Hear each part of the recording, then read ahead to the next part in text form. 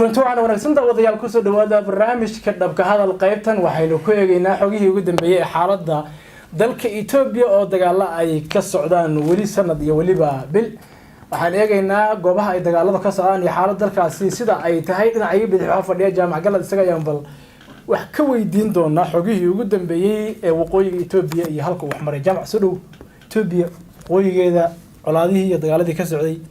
waxa uu dambeeyay wali maalmahan liifada la isu gaabiyo warar ka soo baxay xitaa midaan labada dhinac shib waxaad moodaaba in kan shaxta loo leeyahay in aan warbaahinta la hadlo oo maarta war soo saaro بسم الله الرحمن الرحيم والسلام يا جودهم بمد الصوماليات ميل كستو يجوغان بو حن السلام الله عليكم ان دغالada Itoobiya waxa weeyaan waa iska socdaan oo marka la fiiriyana dhinaca oo deegaanka Axmaarada iyo deegaanka Canfarta labadaba gaar ahaan deegaanka Canfarta waa daafihiisa weey laakiin meesha daaqilka la isku jiro deegaanka Axmaarada isla daba wareegaysanayo waxa la kala siiyaba waa deegaanka Axmaarada en sida aan ku helayno xogaha ama ila madax banaanba inta badan hadda ay ku soo waramayaan dagaalada ugu badan waxay ka socdaan waa waqooyiga maxaan ku leeyahay gobolka Wallo iyo koonfurta dhinaca gobolka Gondar ee adu dariska la waqooyiga gobolka Wallo yaa dagaalada ugu badan ay ka socdaan guud ahaan gobolkaasi oo dhan waxa weeyaan waxaad moodaa inuu shidan yahay oo uu hurayo oo uu noqday diyaarad galaysa iyo mid ka baxaysa iyo mid galaysa iyo mid ka baxaysa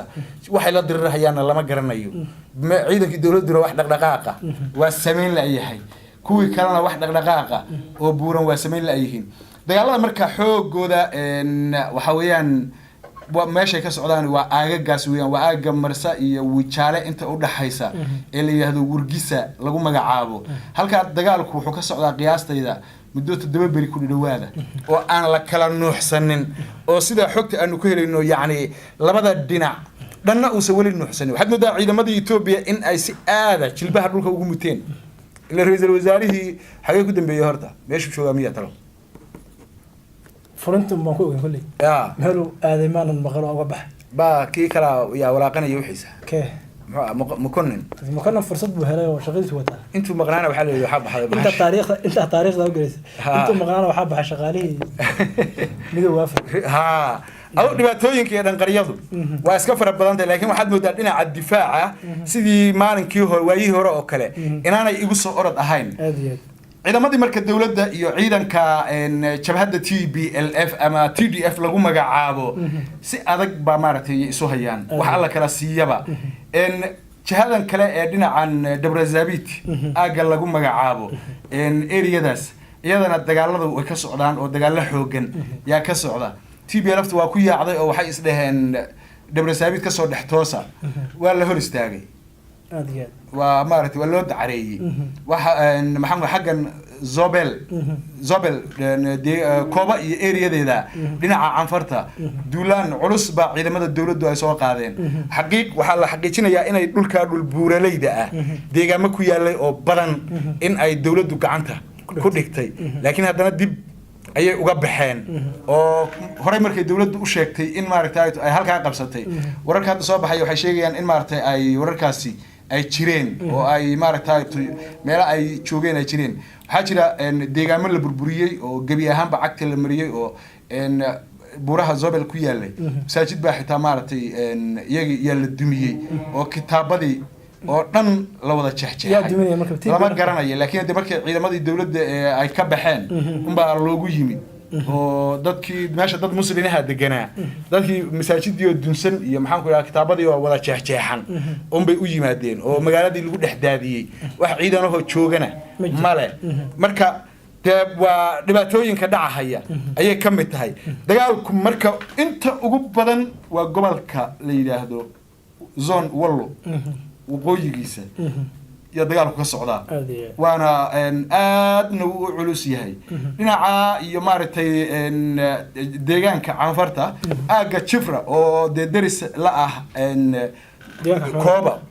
يو محمد روكا درس كلاهنا إذا دجالات كسعودة لا يا أجا شفرة iyagana dagaalo yaa ka socda oo ciidamada dawladdu markii hore horumar bay ka sameeyeen deegaanadii ay qabsadeenna dib bay uga baxeen waxay doonayba ha noqoto dhinaca iyo aagan kale ee lagu magacaabo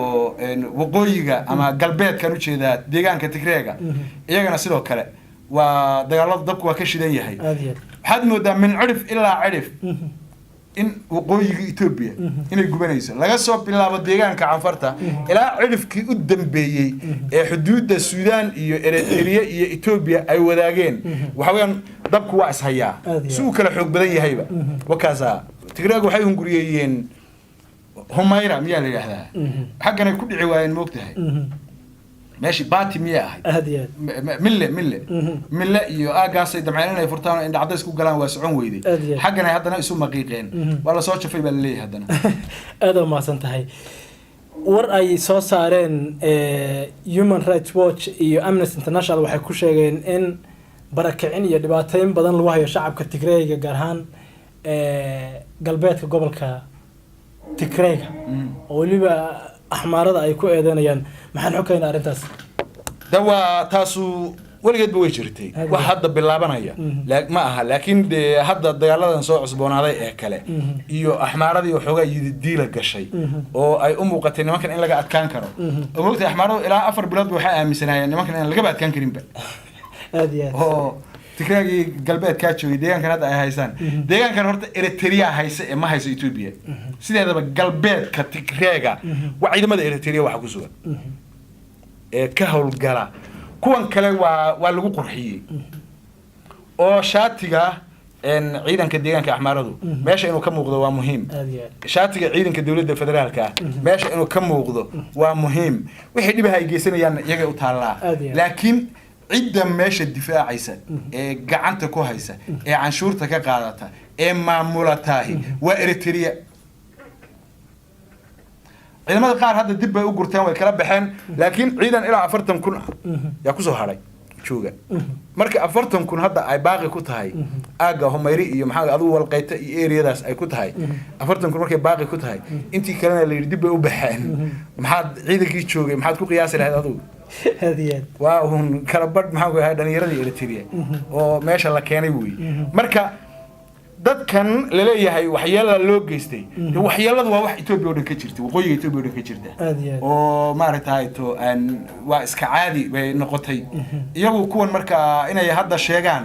wax macno oo hadda ay soo kordhinayso oo badani ma ay jirto hore waa tii Suudaaniyiintu ay meedka ka gurayeen webiga